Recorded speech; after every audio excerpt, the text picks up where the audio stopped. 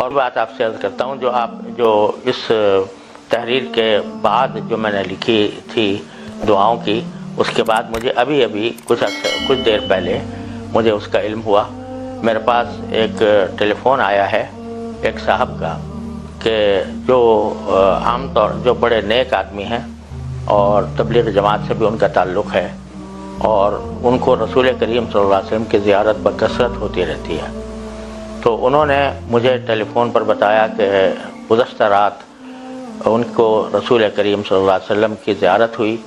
اور اس میں نبی کریم صلی اللہ علیہ وسلم نے میرے پاس یہ پیغام بھیجا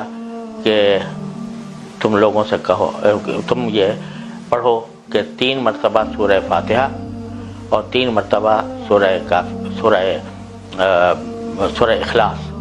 3 مرتبہ سورہ فاتحہ یعنی الحمدللہ رب العالمین جو ہم نماز میں پڑھتے ہیں، اور 3 مرتبہ سورہ اخلاص یعنی قل هو اللہ احد اللہ الصمد لم یلد ولم یولد ولم یکن لہ کفوا احد، یہ 3 مرتبہ، اور اس کے بعد 313 مرتبہ حسبنا اللہ ونعم الوکیل، حسبنا اللہ ونعم الوکیل، حسبنا اللہ ونعم الوکیل، یہ 313 مرتبہ پڑھیں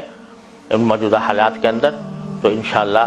یہ اس میں اللہ تعالیٰ کی طرف سے حفاظت رہے گی۔ یہ نبی کریم صلی اللہ علیہ وسلم کی طرف منسوب کر کے انہوں نے بتلایا کہ خواب میں آپ نے یہ بتایا ہے۔ یہاں یہ میں عرض کر دوں کہ خواب بذات خود کوئی حجت نہیں ہوتا قرآن و حدیث کی طرح، لیکن اگر اس میں کوئی بشارت دی جاتی ہے تو اس پر عمل کرنے میں عام طور سے فائدہ ہوتا ہے۔ لہٰذا